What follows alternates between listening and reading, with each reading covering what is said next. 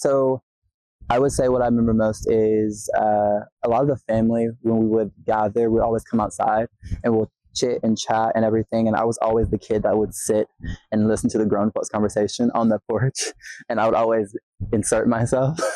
So I guess that kind of made me into like a bold communicator where I just step out and just say things because I was always inserting myself in the conversations. Like, wait, I think she should have done this, or they should have done that instead. I don't make no sense. And they're like, boy, so they're like, go with the kids. And I was just like always that type of forward thinker, even as a kid.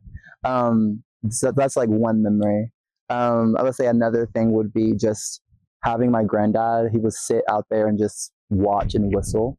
And right now he has what's it called, dementia, and he like whistles now. So it's kind of a similar thing. So it's kind of comforting in a way, which is very beautiful to see that in such a thing. Like it's that stayed, while we played, he'd just be whistling along, and that he does that now. But yeah, the porch is grandma's porch is where everything really just stems, especially from playing outside. It's a beautiful time.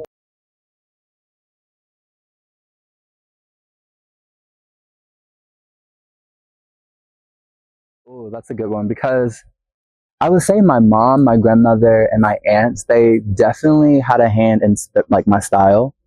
Because I would always see them just always dressing up, being very expressive with their clothes. Like my grandmother, she would always wear like rings and jewels and just like scarves and stuff like that. And I think it just inspired me to be expressive because a lot of people around, like other guys, like just didn't. And I always felt really uncomfortable when I just wasn't able to express myself.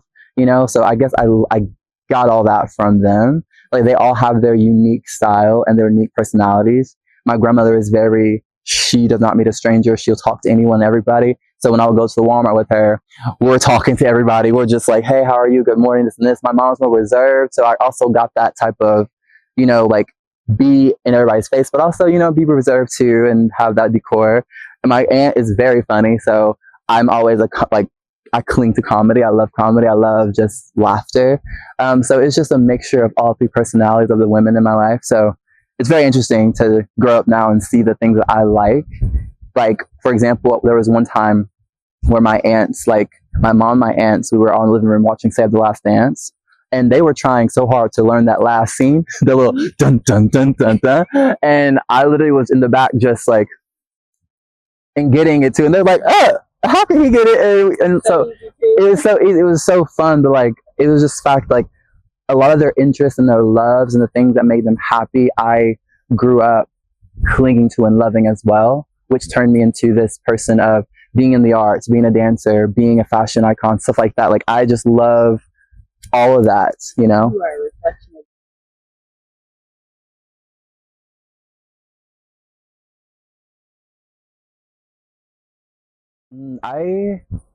You see, it's funny because like I connect like the life aspect or me growing up aspect with this house versus my my creativity. The creativeness and the music and the things, like although my family, they had like those influences, I found all that out in my journey, which was just like high school on my own in that teenage rebellion era. yeah. So I just had to navigate that. So I guess the connection to this house is like all the oldies, the throwbacks, the chill blues music, like Billy Paul, all those are kind of a mixture between my grandmother and my grandfather. So there's split between like two different type of genres and two different people. This kind of reminds me of like the gospel background that I grew up in at the church down the street. Forget what it's called right now. Eastview, there we go. So the influence from here is mostly in that regard. Kirk Franklin, we would always blast, what's that? The one, higher, higher, higher, higher. Well, we would be stomping. Like, it's so funny. So like those type of scenarios is just hilarious to me. But those influences are more so here, and then at Granddad's house, it's more so the Billy Paul, Sarah Smiles by the Oats. Yeah, like it's just those type of influences, and they mix, the melting pot of everything, Yeah.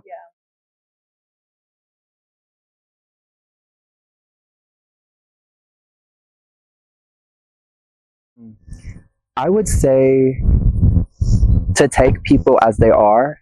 I think my grandmother has a way of really like really accepting people for who they are at face value.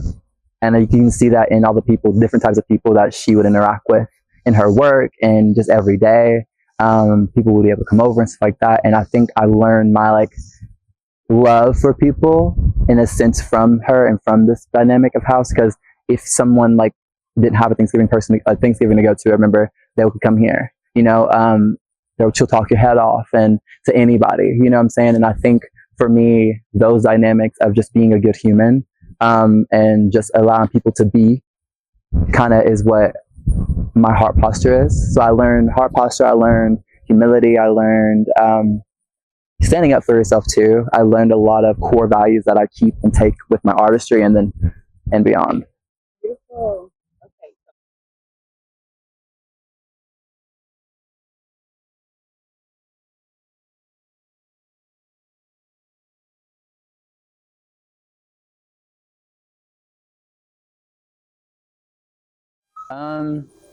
I guess speak to my youngest self.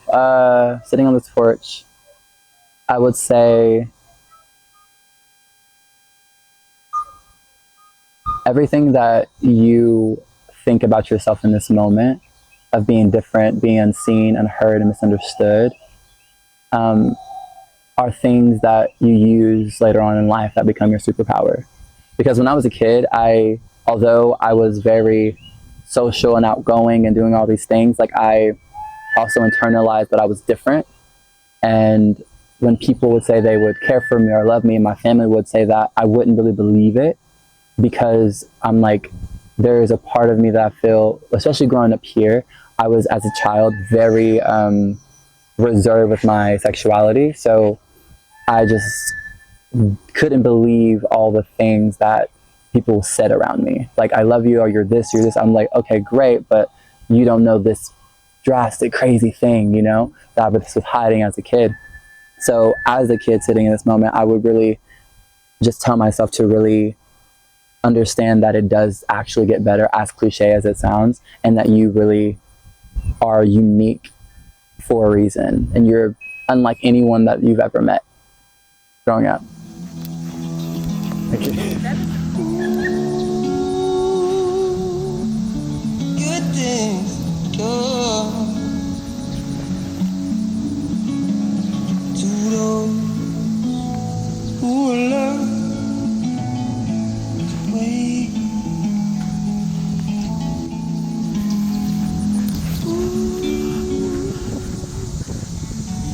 Wait for the sun.